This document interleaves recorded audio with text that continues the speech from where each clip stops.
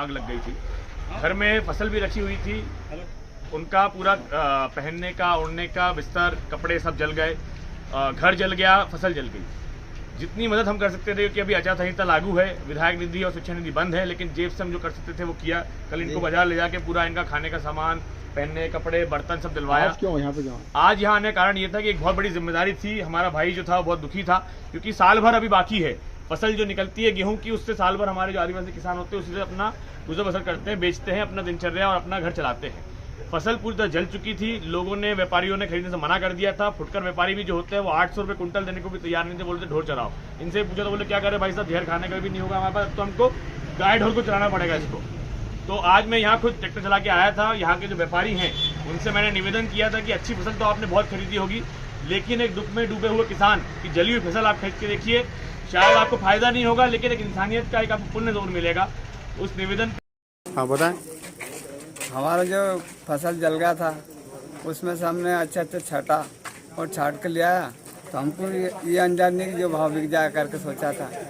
आज अंकित बाबा ने हमारा जो नसीब था वो फुल मिला है और अच्छे भाव से बिका है। गेहूँ भी, चना भी, कोई दिक्कत नहीं। देखिए, टिमरनी विधानसभा के रेहटगांव जंगल में वन क्षेत्र है रुटा बुर्रू, वहाँ पर एक किसान भाई है, हमारे आदिवासी भाई है, उनके घर में आग लग गई थी। घर में फसल भी रखी हुई थी, उनका पूरा पहनने का, ओढ़ने का, बिस्तर, कपड़े सब जल गए।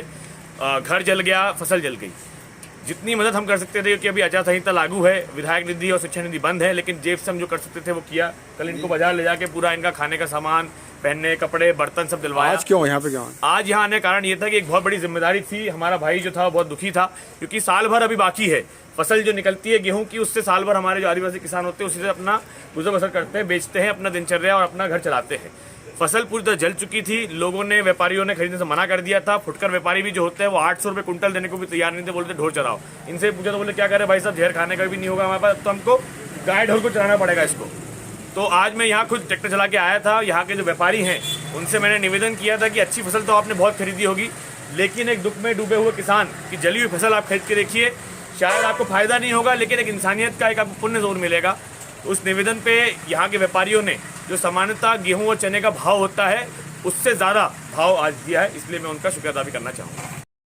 हम चाह रहे थे कि हमारी तरफ से कुछ मदद हो जाए, उसके लिए ये गेहूं मैंने इतने ऊंचे भाव में खरीदा है। क्या विधायक जी लेके आए थे? विधायक जी लेकर आए हैं। हमारे टिमरनी क्षेत्र के विधायक अभिजीत शाह हमारे बीच उपस्थित हैं और उनकी उपस्थिति में ये गेहूं खरीदा है। कौन है किसान, कौन है ये? किसान है, रूठी बर्रा के हैं, मांगीलाल नाम है इनका। इनकी पूरी फसल और पूरा इनका घर जल गया था अभी 4 दिन पहले आगजनी की घटना में, तो उन्हें काफ़ी नुकसान हुआ है। तो क्या मदद करना चाहते हैं? मदद के लिए ऊंचे भाव में खरीदा है।